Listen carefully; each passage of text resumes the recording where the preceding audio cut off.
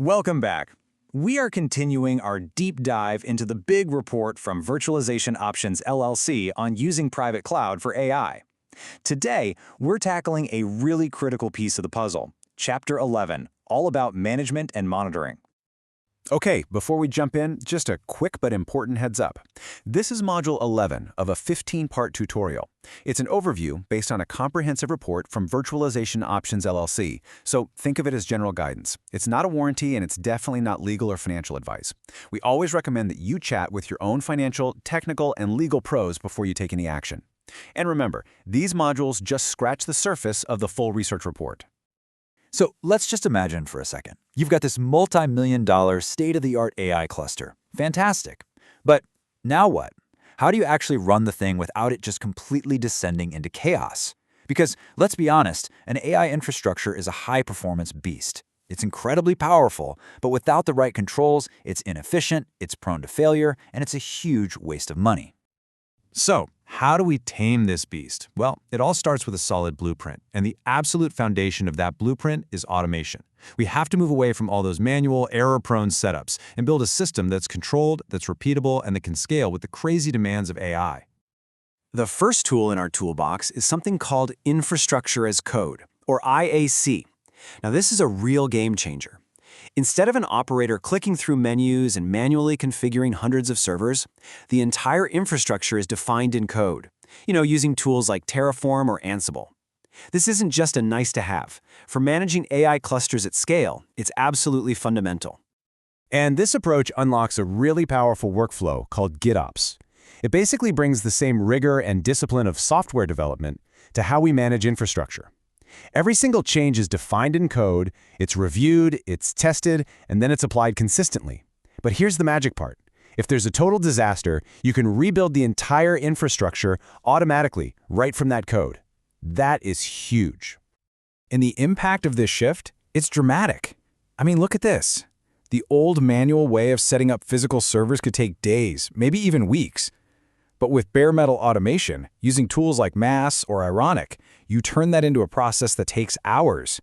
Not only is it faster, it's guaranteed to be consistent, it's easy to scale, and your recovery from failure is fast and predictable. All right, so our infrastructure is built, it's automated. What's next?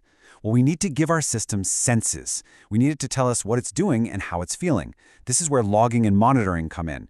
It's how we go from flying blind to having real insight into these incredibly complex systems. This quote from the report really nails the problem. AI workloads generate an absolutely massive amount of log data. It's a fire hose, and if you don't have a centralized system to collect and manage all of it, finding the source of a problem is like looking for a needle in a haystack. The information just gets lost in the noise. So what a centralized logging platform gives you is kind of like your system's perfect long-term memory. It collects every single event from your servers, your network, your apps, everything. It lets you become a detective, to travel back in time and see precisely what went wrong and how different events across the entire stack are all connected. Now, if logging is about the past, monitoring is about the present. It's your live dashboard, the system's vital signs. With tools like Prometheus and Grafana, you're tracking key metrics in real time, visualizing the health of everything. And this lets you spot potential issues as they're happening, often before they turn into a full-blown failure. So, we're watching these vital signs, but what are they exactly? Let's break down the most critical metrics you absolutely need to be watching to understand the health and efficiency of your AI cluster. First and foremost, you've got to watch the GPUs. I mean, this is where most of your money is. So you need to know, are they being fully utilized? How's their memory usage? Are they getting too hot? And you have to watch out for things like ECC errors, which are often an early warning sign that a piece of hardware is about to die. Underutilization here is just burning cash. Next up, the flow of data. You can have the best GPUs in the world, but if your network or storage becomes a bottleneck, you're just starving them.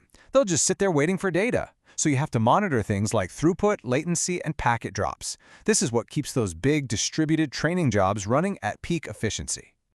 And finally, we zoom out to the big picture, the overall health of the system and the jobs themselves.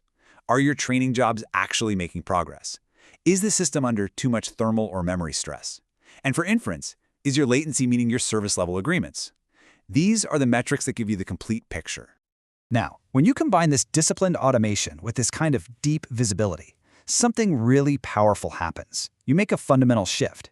You stop being a reactive firefighter constantly running around putting out fires. You become a proactive, strategic operator. You can anticipate and prevent problems before they happen. So what's this all for? Ultimately, it comes down to one thing: value. Effective management and monitoring isn't just about preventing failures. It's about squeezing every last drop of performance and reliability out of that massive, multi-million-dollar investment you made. And that brings us to a final thought. When your infrastructure gets this intelligent, what does that mean for the human operators? Well, their role evolves.